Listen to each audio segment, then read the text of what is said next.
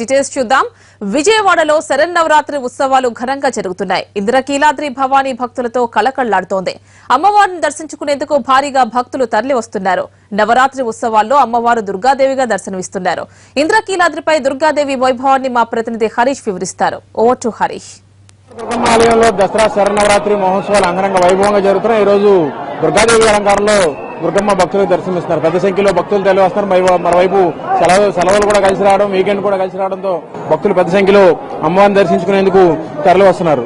దుర్గాదేవి అవతారంలో దర్శనమిస్తున్నటువంటి దుర్గమ్మను దర్శించుకోవడం కోసం ఇంద్రకీలాద్రి పై నుండి దిగువ వరకు కూడా దాదాపుగా కెనాల్ రోడ్ మీద ఉన్నటువంటి రథన్ సెంటర్ వరకు కూడా అంటే దాదాపుగా 2.5 కిలోమీటర్ల వరకు కూడా క్యూ లైన్ లో భక్తులు అమ్మవారి దర్శనానికి బారులు తీరున్నారు.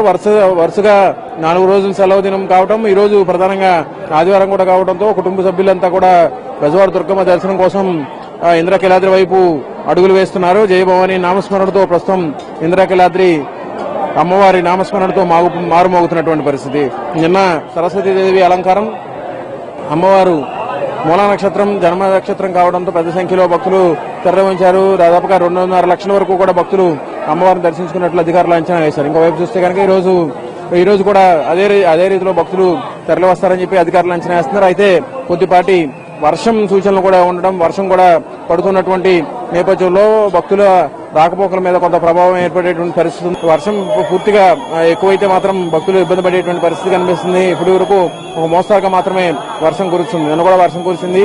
అయితే ఈ రోజు కూడా అదే సమయానికి మళ్ళీ వర్షం కురుస్తుండటంతో భక్తుల రాకపోకల మీద కొంత ప్రభావం చూపించేటువంటి పరిస్థితి. అయినప్పటికీ కూడా సెలవులు కావడంతో ఎక్కువ మంది అమ్మవారి దర్శనం కోసం తరలి వస్తున్నటువంటి పరిస్థితి. ఇంకోవైపు భారీగా భద్రతా ఏర్పాట్లు కూడా చేస్తున్నారు.